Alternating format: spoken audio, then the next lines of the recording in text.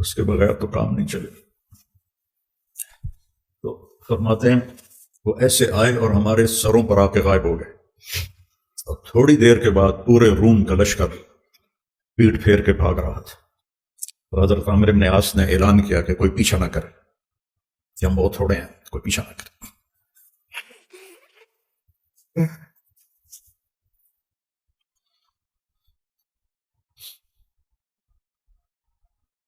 کہ ہمیں یہ کہ تیرے مار کا آ رہا ہوں، خشکیوں میں کبھی لڑتے کبھی دریاؤں میں، دی اذانے کبھی یورپ کے کلیساؤں میں، کبھی افریقہ کے تپتے ہوئے صحراؤں میں، شان آنکھوں میں نجچتی تھی جہانداروں کی، کلمہ پڑھتے تھے ہم چھاؤں میں تلواروں کی. تجھ سے سرکش ہوا کوئی تو بگڑ جاتے تھے، تیغ کیا چیز ہم توپ سے لڑ جاتے تھے. نقش توحید کا ہر دل پہ بٹھایا ہم نے، زیر خنجر بھی یہ پیغام سنایا ہم. دشت و دشت ہیں دریا بھی نہ چھوڑے ہم نے، بحر ظلمات میں دوڑا دیے گھوڑے ہم.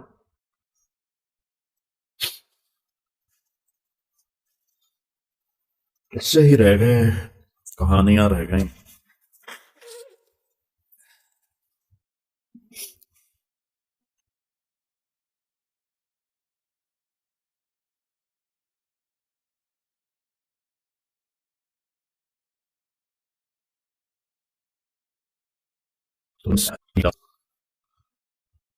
بتا رہا ہوں کہ وہ تو آر کیسا بنا.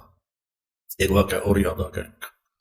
جب یرموک میں سارے کٹھے ہو گئے روم، تو حضرت خالد اور ایاز بن غنم یہ عراق میں لڑ رہے تھے، دو لشکر. تو حضرت ابوبکر صدیق نے خالد بن ولید سے فرمایا کہ تم فوراً شام پہنچو اور وہاں لشکر کی کمان سنبھال. ایک صحرا تھا، 1 ہفتے کا سفر. دوسرا راستہ جو تھا چلتا ہوا وہ 21 دن کا تھا. تو خالد بن ولید نے فرمایا کہ میں صحرا پار کروں گا. تو سب نے کہا ہلاک ہو جائیں گے. کہنے لگے جس لشکر میں رافع ابن عمیرہ ہو وہ ہلاک نہیں ہوتا، جس لشکر میں رافع ابن عمیرہ ہو وہ ہلاک نہیں. پار کر گئے. پھر آپ نے فرمایا یا عدی واللہ لتفتحن کنوز کسرا. تو عدی نے تو کسرا کا جہو جلال دیکھا تھا اور مدینے کے فقراء دیکھ رہا تھا، صحاب صفا. تو وہ ہضم نہ ہوا. کہنے لگے اکسرا ابن ہرمز، کس کسرا کی بات کر رہے ہو؟ روٹی کے ٹکڑے کو بھی کسرا کہتے ہیں. کس کی بات کر رہے ہو؟ اکسرا ابن ہرمز، ہرمز کا بیٹا کسرا. ہم نے کہا ہاں نعم کسرا ابن ہرمز وانت منہم، تو ان میں ہوگا جو فتح کریں گے.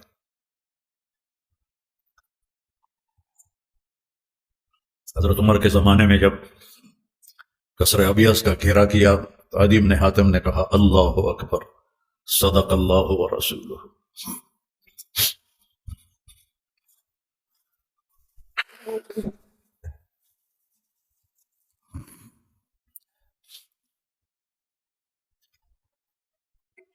علماء کی کمی کوئی نہیں ہے، نہ مدارس کی کمی ہے، لیکن رجال کوئی نہیں ہے.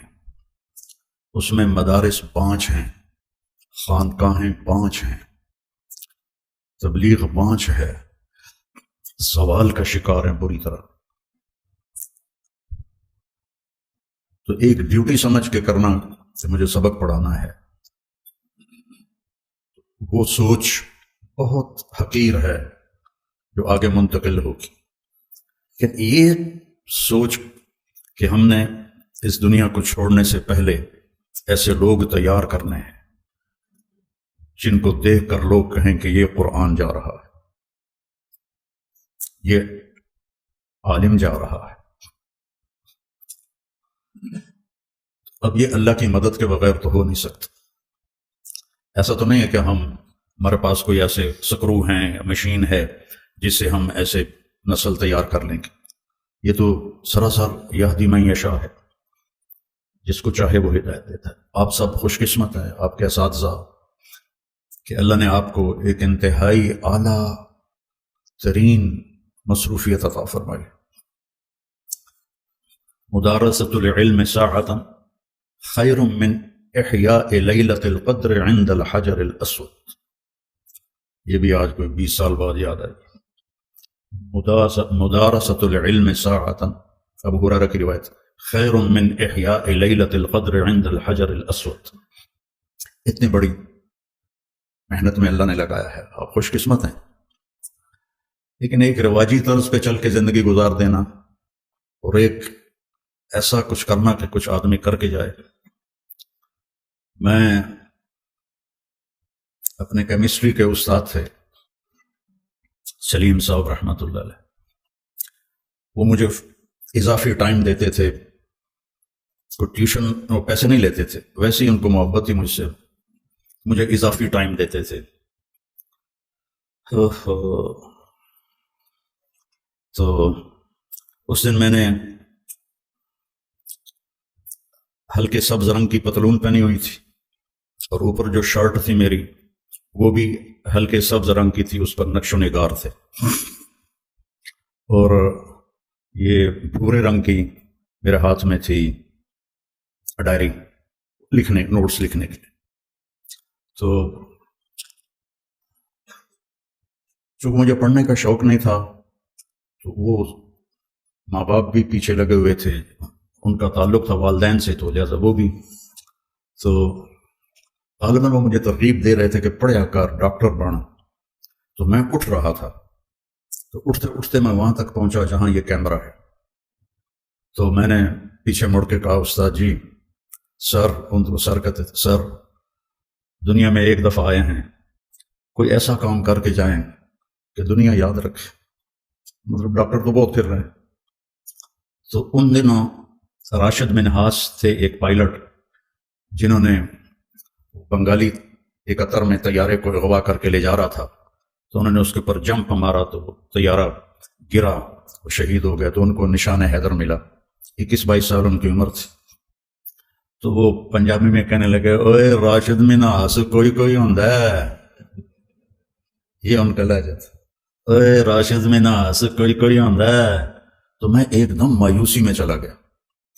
میں نے کہا تو ٹھیک ہے، میرا تو کام گانے سننا، فلمیں دیکھنا، فضولیات لا، یعنی تو راشد منہاس تو کوئی کوئی ہوتا ہے. تو اللہ تعالیٰ نے پتہ نہیں کسی کی دعا لگی یا اللہ نے اپنا فضل فرمایا، اسی کا فضل ہے. اللہ تعالیٰ نے ایسا میرے ساتھ نظام چلایا کہ میں قیامت تک بھی سجدے میں پڑا رہوں تو اس کا حق ادا نہیں ہو سکتا. ہم نے ایک نسل تیار کرنی ہے جن کا اللہ سے تعلق مضبوط ہو اور جن کا قرآن سے تعلق مضبوط ہو، جن کا اللہ کے نبی کے ساتھ تعلق مضبوط ہو، جو قرآن پر اپنا زور لگانے والے ہوں. بلاد ہند میں قرآن پر بہت زیادتی ہوئی ہے، صرف فقہ. قرآن تبرکن ہوتا ہے، حدیث بھی تحنیف کے لیے ہوتی ہے، وہ بھی تبرکن ہوتی ہے. وہ نوجوان جو اللہ کے سامنے کھڑے ہوں تو اللہ بھی کہے اور خدا بندے سے خود پوچھے، بتا تیری رضا کیا ہے، میرا بندہ بول کیا چاہتا ہے. لوگوں کو ہدایت کے نشان بنا کے چھوڑے.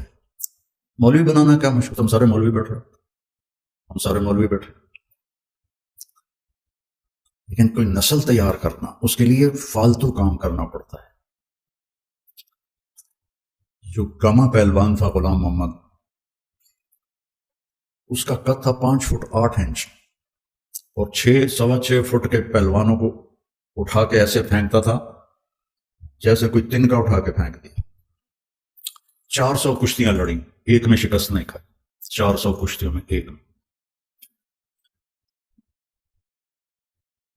5000 وہ ڈنڈ نکالتا تھا اور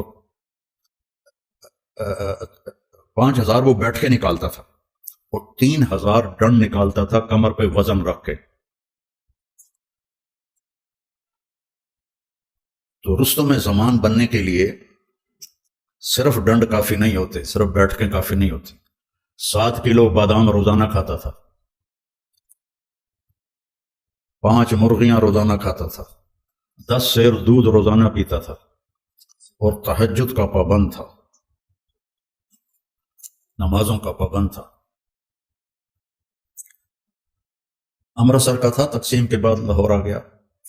ایک یعنی اس کی برداشت کیسی تھی، ایک سبزی والے سے سبزی لینے لگا تو وہ اس کوئی پاؤ تاؤ میں کمی بیشی کی بات ہوئی تو اس نے وہ ہوتا ہے نا وہ جو تولنے کے لیے جو باٹ رکھے ہوتے ہیں اس نے اٹھا کے گاؤں میں مارا، اس کے یہاں لگا، خون نکل آیا، تو اس نے پگڑی کھول کے اس کو بل دے کے نا بند کر دیا اور چل پڑا۔ تو لوگوں نے کہا پہلوان جی رستم زمان اے ماڑا جا بندہ تجھے پھونک مارو تو اڑ جائے۔ کہنے لگے یہ رستم زمانی جو ہے نا یہ برداشت سے سیکھی ہے، ایسے نہیں سیکھی، یہ برداشت سے سیکھی۔